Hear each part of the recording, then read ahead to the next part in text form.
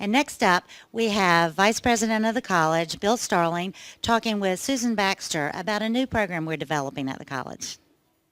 Thank you, Lisa. This gives us a few minutes to at least go over one of the more exciting initiatives that I can remember at Sampson. Susan, you are finishing up your doctoral work, and I know that you are very familiar with some of the challenges that face Eastern North Carolina students. Tell us what it is that you have been observing and what it is you think you are suggesting to us that's going to be a great help to parents and students that are seeking higher education in our area.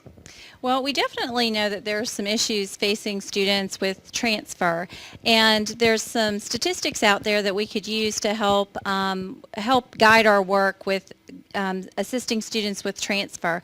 For example, students who transfer directly out of high school to the university have a certain acceptance rate. For example, let's take one of the universities like East Carolina. There'd be about a 60% acceptance rate fresh out of high school. But if they go to the same university as a transfer student, that acceptance rate jumps to about 90%.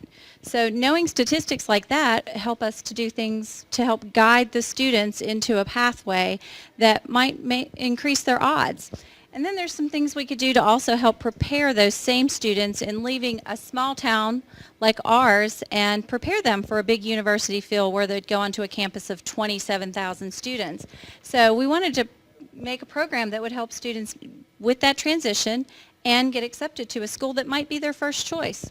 So what we're trying to do is get information out to high school students who might be in their sophomore or junior year and the parents of those students to let them know that we have a special program and a special invitation to them to reach out to us to let us help their young male students or whatever who want to go some of the more selective institutions, that we can help them. If we can work with them for just a semester with CCP courses and perhaps a year longer, we can greatly improve their chances of being admitted into one of the selective institutions and succeeding in the senior institution. That's absolutely right. This program, which we're calling Gateway, and the students will be Gateway Scholars, we would begin working with the students and their families in the junior and senior year of high school while they're taking CCP classes, which is a great opportunity for them to help prepare them for university study and also save the family quite a bit of money.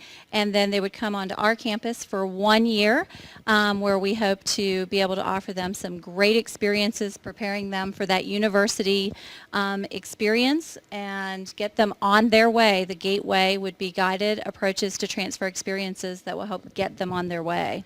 Okay, if you're a young student and you're interested in this, or you're a mom or dad and this is something that has piqued your interest, how do they reach out to you and how do they engage you in this process for next year? Well, one of the things that they could do if it's a student is we have Mr. Perry Gillespie that visits all of the high schools in the county or the city schools, and they can make direct contact with him at the school as part of the CCP program and indicate that they're interested in this program, or they can contact me directly at the college, and either way we'd be glad to help them. And one of the benefits is because these students would begin the process while they're in high school, we can work right with the families as well, with them being under the age of 18. So it's a great opportunity for us to work with the entire family initially.